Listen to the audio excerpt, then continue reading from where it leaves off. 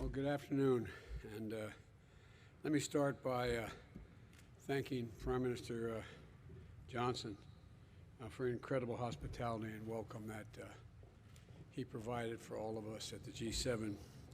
I'd like to thank Yale Lempert, who is our charge at the embassy, filling in for the ambassador and ambassador.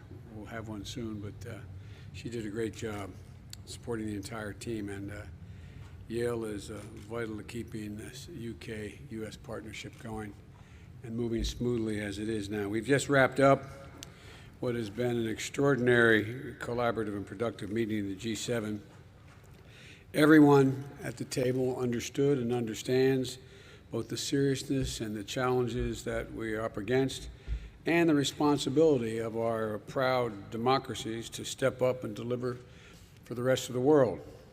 That's what the G7 is all about, and rallying the world's democracies to meet the challenges that the world faces and deliver for our people and for people, quite frankly, everywhere. Ending the pandemic and maintaining robust support for an equitable, inclusive global economic recovery were the top priorities of our nations as we got together. We know we can't achieve one without the other. That is, we have to deal with the pandemic and in order to be able to deal with economic recovery, which, as we're doing in the States, but we committed that we're going to do more for the rest of the world as well.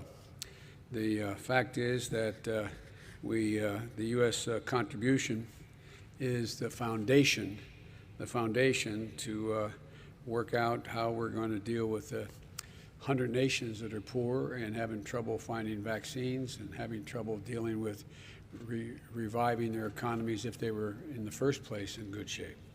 And I committed that we would provide $500 million beyond the 80 million we've already done, $500 million doses of Pfizer vaccine, which we contracted to pay for, in addition to money we put into the COVID project, which is that COVID is, I know you all know, but a lot of people may not know what COVID is. That is a system whereby they're going to provide funding for states to be able to get access to vaccines on their own as well. But the bottom line is what that generated was a commitment by the rest of our colleagues at the G7 that they would provide another $500 million. So we're going to have 1 billion doses of vaccine. And in our case, that includes sharing more than not just the 1 billion doses overall, but we're going to provide for 200 million of those doses by the end of the year, another 300 million by the first half of next year. And so it was greeted with some enthusiasm, and we've agreed to work together so that the world is better prepared to detect and deal with future pandemics, because there will be future pandemics. We have I'm sure you've seen it. If you haven't, you'll get it, a joint statement we put out of the G7. You've seen it, I'm sure. And we are committed to follow on to do some significant work, including not only how we deal with the distribution and help in getting shots in arms for the rest of the world, but how we're going to deal with putting together a mechanism to anticipate and deal with and be aware of the next pandemic when it comes along, and there will be others.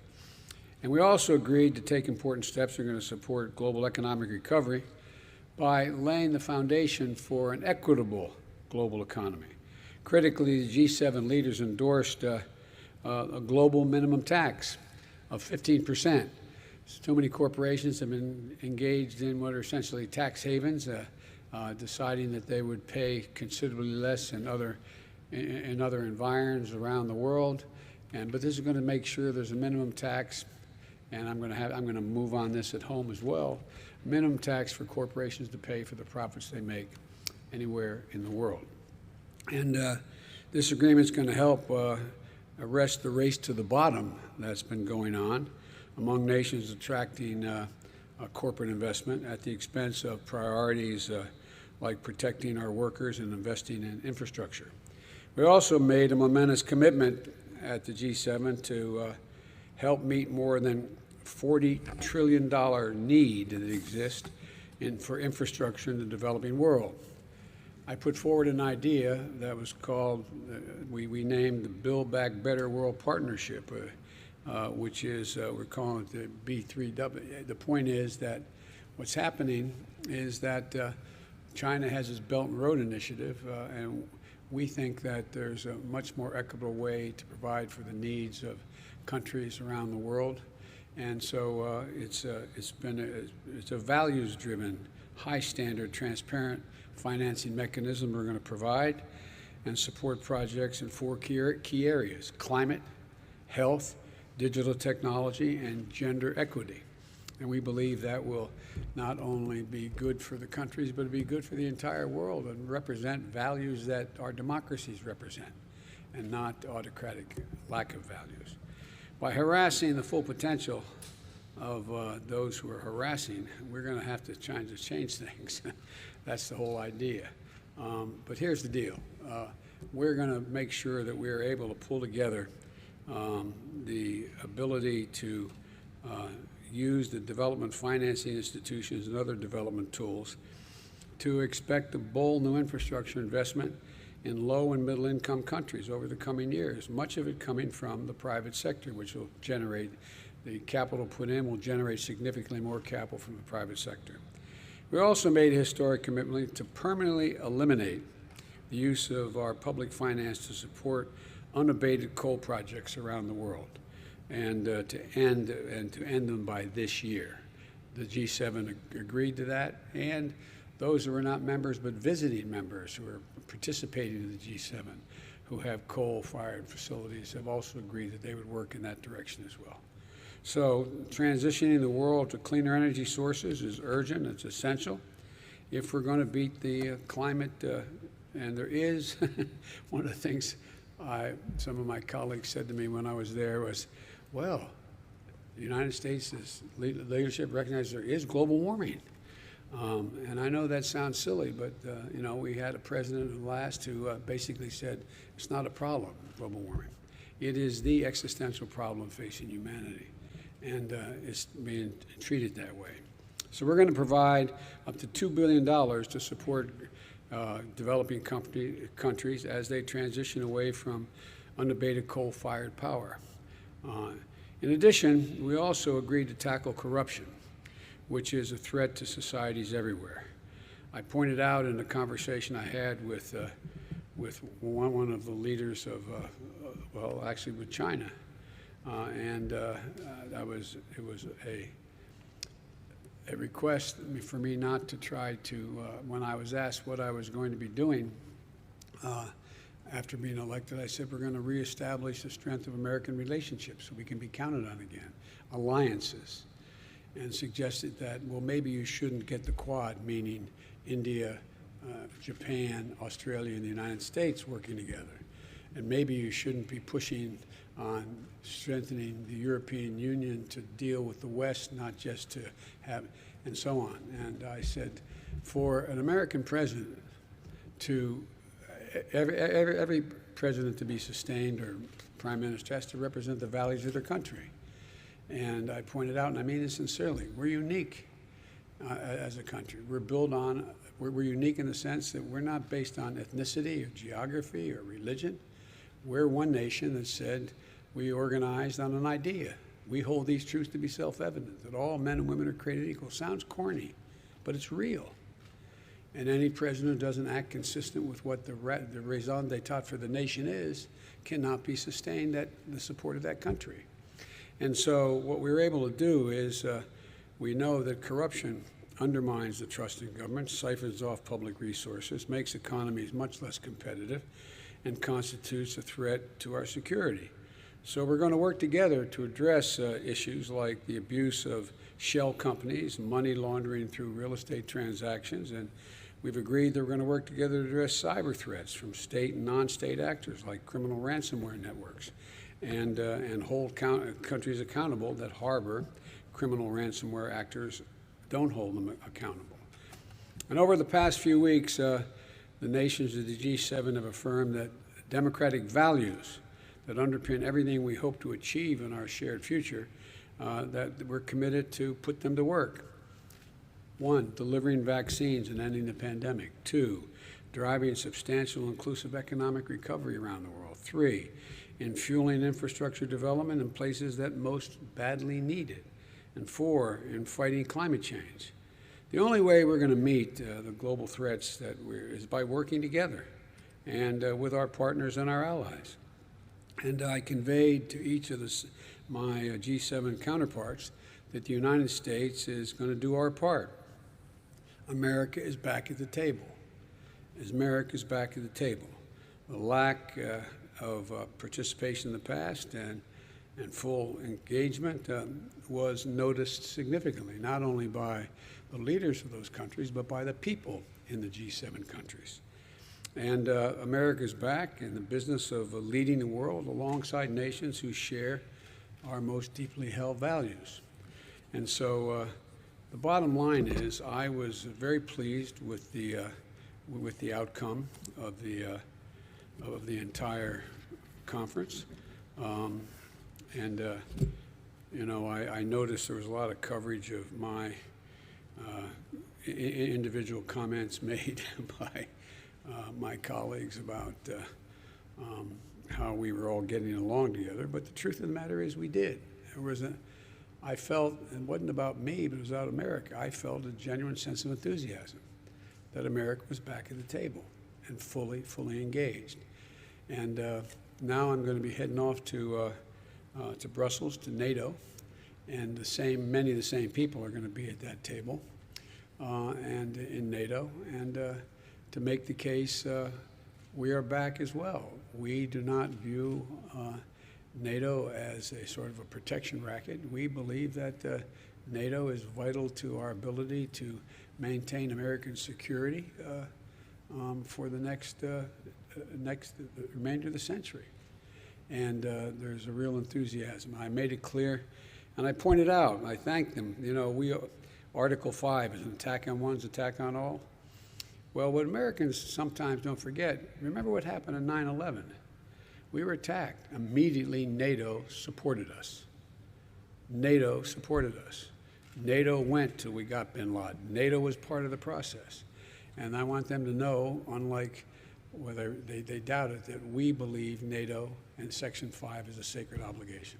Bottom line is, I think we've made some progress in reestablishing American credibility among our closest friends and our values. Now, why don't I take some of your questions? And I'm told, Jonathan, I'm supposed to recognize you first. Well, I appreciate that, sir. Thank you very much. Mr. President, Vladimir Putin, thank you. Vladimir Putin, who you'll be seeing in a few days in Geneva, said just a couple of days ago that he believed that U.S.-Russia relations were at a low point. In what concrete ways could your summit change that? And then secondly, on the same topic, you have said previously and in the run-up to the summit that you would be unafraid to call out Russia's disruptive actions like cyber hacks, Ukraine, election interference. But you're not having a joint press conference with Putin. Why not take the chance to stand side by side with him and say those things to him with the world watching? Well, let me make it clear. I think he's right. It's a low point, and it depends on how he responds to acting consistent with international norms, which in many cases he has not. As I told him when I was running and when I got elected, before I was sworn in, that I was going to find out whether or not he in fact did engage in trying to interfere in our election, that I was going to take a look at whether he was involved in a cybersecurity breach that occurred, et cetera. And if I did, I was going to respond. I did. I checked it out, so I had access to all the intelligence. He was engaged in those activities. I did respond and made it clear that I'd respond again. With regard to, I always found, and I don't mean to suggest that the press should not know, but this is not a contest about who can do better in front of a press conference or try to embarrass each other. It's about making myself very clear what the conditions are to get a better relationship are with Russia. We're not looking for conflict. We are looking to resolve those actions which we think are inconsistent with international norms, number one. Number two, where we can work together, we may be able to do that in terms of some strategic doctrine that may be able to be worked together. We're ready to do it. And there may be other areas. There's even talk there may be the ability to work together on climate. So the bottom line is that I think the best way to deal with this is for he and I to meet, he and I to have our discussion. I know you don't doubt that I'll be very straightforward with him about our concerns, and I will make clear my view of how that meeting turned out, and he'll make clear how from his perspective, how it turned out. But I don't want to get into being diverted by did they shake hands, how far did they talk, who talked the most, and the rest. Now, he can say what he said the meeting was about, and I will say what I think the meeting was about. That's how I'm going to handle it. Okay, I'm sorry I'm going to get in trouble with staff if I don't do this the right way. Jennifer Jacobs, Bloomberg. Thank you, sir. On China, China seems to be doing exactly what it wants to do with regard to Hong Kong, with regard to Xinjiang, with the South China Sea, and many other issues, despite pressure from you and from allies. The final language in the G7 communique does have some mentions of China, which is different from past years, but I know it's not as tough as you and your team wanted it to be. We saw a draft of the communique, and it's not quite as tough. So why isn't it as tough? There isn't very much action in it. There's some calls for China to be respectful, but why isn't that communique a little bit tougher? Are you disappointed in that? And what can you do to change some of these actions by China? Well, first of all, I think it, as you know, last time the G7 met, there was no mention of China. But this time there is mention of China. The G7 explicitly agreed to call out human rights abuses in Xinjiang and in Hong Kong, explicitly. Two, to coordinate a common strategy to deal with China non-market policies that undermine competition. They've agreed, and that's underway now, how to do that. Three, to take serious actions against forced labor in solar, agriculture, and the garment industries, because that's where it's happening. And they've agreed we will do that. To launch what I said earlier, I really feel very strongly. I propose that we have a democratic alternative to the Belt and Road Initiative, to Build Back Better. And they've agreed to that, and that's underway as the details of that. We agreed that we put together a committee to do that and come up with that. And thirdly, that we are going to insist on high standards for a climate-friendly, transparent alternative to the Belt and Road Initiative. And but in the meantime, we're going to move forward. Look, I think it's always. Let me put it this way. I know this is going to sound somewhat prosaic, but I think we're in a contest, not with China per se, but a contest with autocrats, autocratic governments around the world, as to whether or not democracies can compete with them in the rapidly changing 21st century.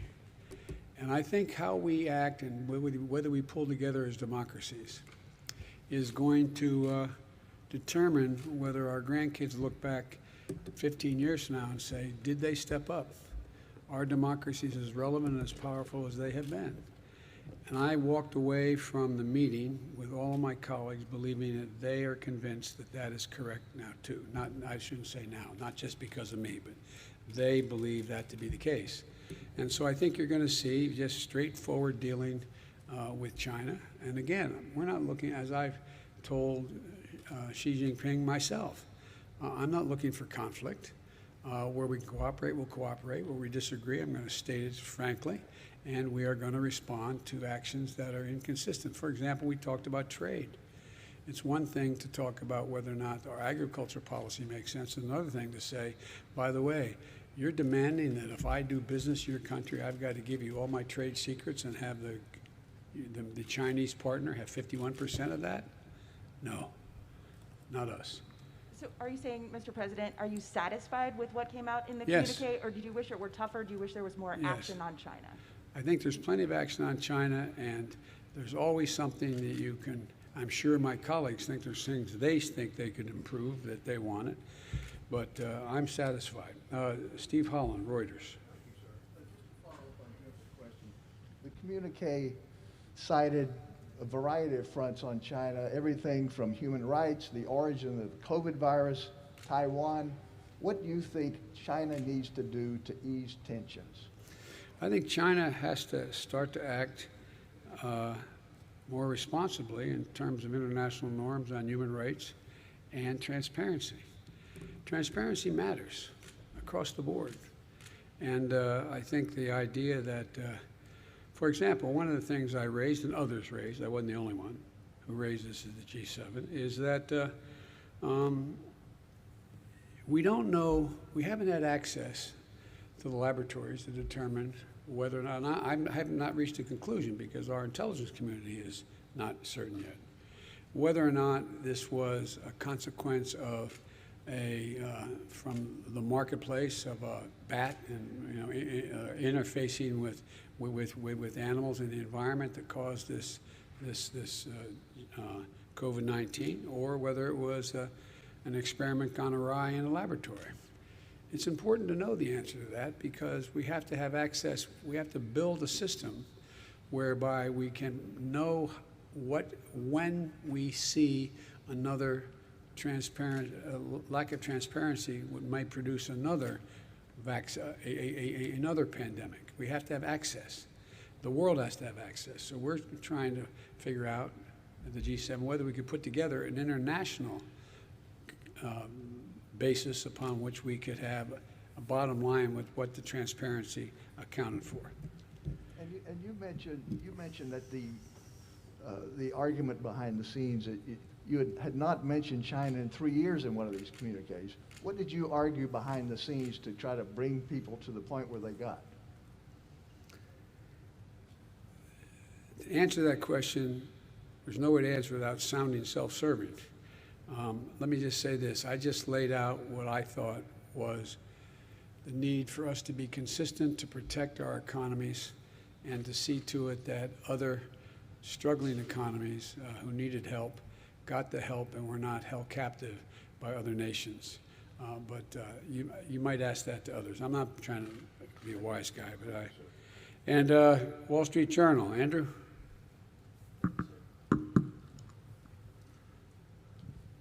As you said, the G7 countries committed to send 1 billion coronavirus doses overseas. But the World Health Organization says 11 billion doses are needed. Yes. How are you going to bridge that gap? Will the U.S. commit to send additional doses overseas? And given that gap, is it actually realistic to end the pandemic by 2022? It is. It may take slightly longer worldwide, but the United States is going to continue. I think there's a possibility over 2022 going to 2023 that we would be able to be in a position to provide another billion, us. But that's not done yet. I've been very careful as I've dealt with this pandemic to tell you what I know and say what I thought could be done. And when I've announced that I've gone and done it, what I don't want to do is be getting too far ahead and suggesting that we can do things and I can do things, the United States can do things that I don't have done yet. So there was a clear consensus among all our colleagues at the G7 that this wasn't the end. We were going to stay at it until we were able to provide for the needs of the whole world in terms, because look, it's not just the right thing to do and from a how can I say it, from a moral standpoint, but it is also the correct thing to do in terms of our own health, our own security. You can't build a wall high enough to keep out new strains. You can't do that. And so I think this is going to be a constant project for a long time. And there may be other pandemics. Again, setting up a system whereby we can detect before it gets out of control a pandemic that may be on the horizon, a virus, is important. So we are not going to, as long as there's nations in need of being able to be vaccinated, we in fact, not only that, we've been engaged in helping, which I've made clear, and most of my colleagues understood it. I mean, no, they understood it, knew it from trying it themselves. This is a gigantic logistical effort. It's one thing to send nation X number, Y number of vaccines. Another thing to have the people that can actually get it in somebody's arm. And so we are also providing the ability for other countries to manufacture their vaccines. We've all agreed on that. India has the capacity to do that. They don't have the material capacity thus far to do the manufacturing, but there's a lot going on to provide, not only to, quote, give vaccines, but to provide the ability of the countries in question to produce their own vaccines. I'm not going to answer it. No, I'm joking. Last question. Peter Alexander, NBC News. Thank you very much. About Vladimir Putin and your meeting this week, as you're well aware, the U.S. has been slapping sanctions on Russia for years for its malign activities, and Russia has not stopped. So what specifically will you do differently to change Vladimir Putin's behavior? Well, first of all, there's no guarantee you can change a person's behavior or the behavior of his country. Autocrats have enormous power. They don't have to answer to a public. And the fact is that it may very well be, if I respond in kind, which I will, that it doesn't dissuade him. He wants to keep going. But I think that we're going to be moving in a direction where Russia has its own dilemmas, let us say, dealing with its economy, dealing with COVID, and dealing with not only the United States, but Europe writ large and in the Middle East. And so there's a lot going on where we could work together with Russia. For example, in Libya, we should be opening up the passes to be able to go through and provide food assistance and vital assistance to a population that's in real trouble. I think I'm going to try very much hard to. It is, and by the way, there's places where I shouldn't be starting off and negotiating in public here, but let me say it this way. Russia has engaged in activities which we believe are contrary to international norms, but they have also bitten off some real problems they're going to have trouble chewing on. And for example, the rebuilding of Syria, of Libya, they're there. And as long as they're there without the ability to bring about some order in the region, and you can't do that very well without providing for the basic economic needs of people. So I'm hopeful that we can find an accommodation where we can save the lives of people for example, in Libya, consistent with the interest of maybe for different reasons, but reach for the same reason, the same result. I want to ask you about a comment that Vladimir Putin said today, but why do you think he hasn't changed his behavior in spite of everything the U.S. has done to this point? He's Vladimir Putin. I'm not going to get into much more than that because I've got to sit down with him, and I'll be happy to talk after that. But what he said to them, just to conclude, today he said that Russia would be ready to hand over cyber criminals to the United States if the U.S. would do the same to Russia, and an agreement came out of this meeting coming up. So are you open to that kind of a trade with Vladimir Putin? Yes, I'm open to, if there's crimes committed against Russia, that in fact and the people committing those crimes being harbored in the United States, I'm committed to holding them accountable. And I heard that. I was told as I was flying here that he said that. I think that's potentially a good sign and progress. Thank you all very, very much. Thank you.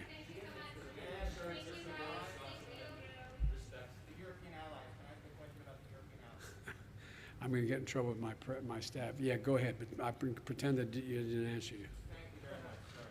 You have often said repeatedly that America is back. Yes. At the same time, you've kept in place some Trump-era steel and aluminum sanctions. And I wanted to ask you, when you're having these conversations with European allies who are very concerned about these sanctions, how do you justify that And what are your plans to take? 120 days. Give me a break. Need time.